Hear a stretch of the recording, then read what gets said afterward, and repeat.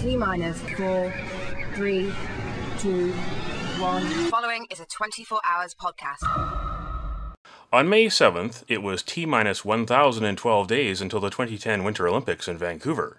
It was also D-minus day for VANOC and its government partners when the Impact of the Olympics on Community Coalition issued its latest report card. IOCC says time is running out for Vancouver's Olympic organizers to keep promises on housing, environment, civil liberties, public expenditures, and transparency. In the past, there's been a 2-year period before the Games that's been called the lockdown period, when the only issue is the issue of the venues and staging the events. What we're concerned about is that we really only have half a year, as opposed to 2.5 years, and we have to get going. When we have to identify that meeting these commitments are as important as getting the venues built.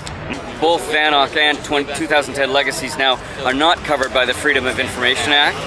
They're not covered by the Financial Information Act, the Financial Disclosure Act, or the Document Disposal Act. Who is getting contracts? How much are the contracts for? Who's lobbying for them? Who's getting paid? That's a lot of money, $1.5 billion.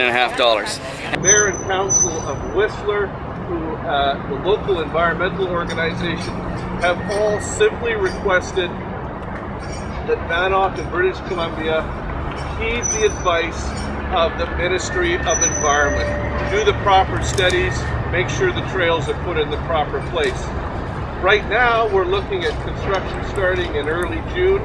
500 logging truck loads of old growth forest to be removed from the sensitive grizzly bear habitat. Certainly not enough planning according to the Ministry of Environment. It's not what we were promised.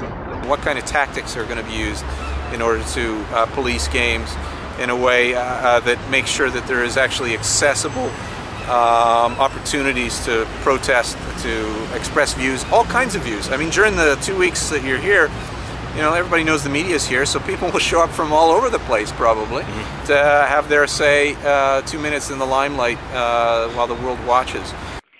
Well, we weren't at all contacted while they were putting the report together, but we will consider the findings of this report against the work that we are already doing, and you'll see our full sustainability report coming out in the beginning of June. 24hours.ca